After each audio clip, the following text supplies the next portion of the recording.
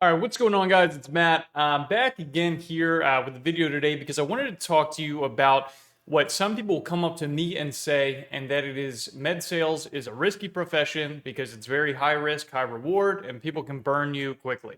I wanted to talk about how most of the time that is not the case. And funny enough, this is actually the third time that I have tried to produce this video.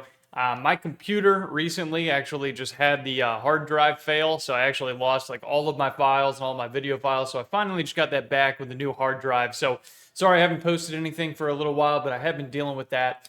So without further ado, we're going to get right into it. The first thing that I wanted to talk to you about was that a lot of times people think that in medical device sales, it's more of a high risk, high reward with not a lot of pay stability. This is usually not true. A lot of companies will start you off on a base salary plus commission. So you have that as well as that commission opportunity. So right off the bat, you have a base salary similar to most other jobs. And one thing that I wanted to put forward to you is that these companies don't want you to fail. It's a giant waste of time for a medical device company to hire you, pay you a benefits, salary package, 401k match, all that kind of stuff, and you not to work out. So they very much so want you to work out. So personally, I've only seen a couple people that have been fired in my whole entire time doing this, which hasn't been incredibly long. And those people, I will say 100% deserved it, just from a lack of production that they were doing. And if they had been better workers, I will say they could have probably retained the jobs that they had, and it's 100% on them. So the next one that I wanted to talk about is items becoming obsolete. Some people think that you could get into medical device sales, have a really good book of business with a certain item, and that certain item might become obsolete over time, and then you're out of that job because you can't sell that certain thing anymore. Now, this is true, I will say. So do your due diligence when you're researching companies and find items that, are going to be there for the long term. However, I will say a lot of times, like bread and butter items of what surgeons and surgeries have with them, are very, very repeatable.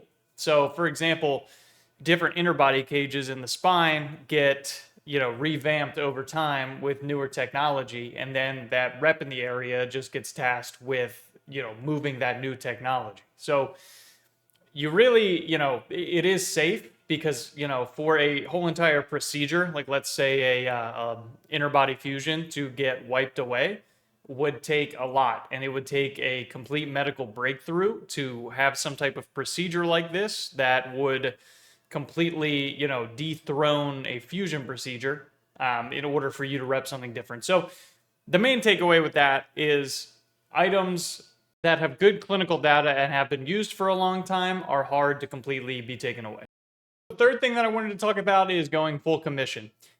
Some of the time, especially if you have a very large book of business, sales companies will move you to full commission, and sometimes that is for your benefit, so that you get more commission percentage points based on the business that you do. So sometimes full commission can be a very good thing for you, and sometimes it can be bad. I like to think of everything like an investment. So if you are in this line of work, and then you have an opportunity to go full commission, and you know what commission you are bringing in, day to day is. It's sort of similar to a salary.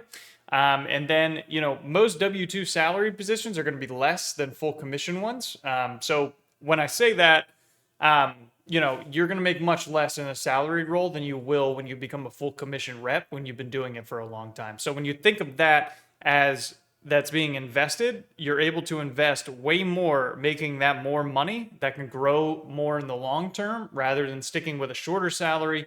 You can't put much of it away into investments, but maybe it is a little bit safer in the sense of, performance, but you're going to be able to make much more money in full commission sales. So the last thing that I wanted to say here was think about the relationships that you're going to build long term. Most of your jobs, like day-to-day desk jobs, they can find someone to replace you very quickly. Sales jobs, if you're someone that's had 20 years based of relationships and providing good service, they're not going to be able to replace you quickly. And, especially in the field that I'm in, relationships matter quite a bit, and the service that you provide to the physicians.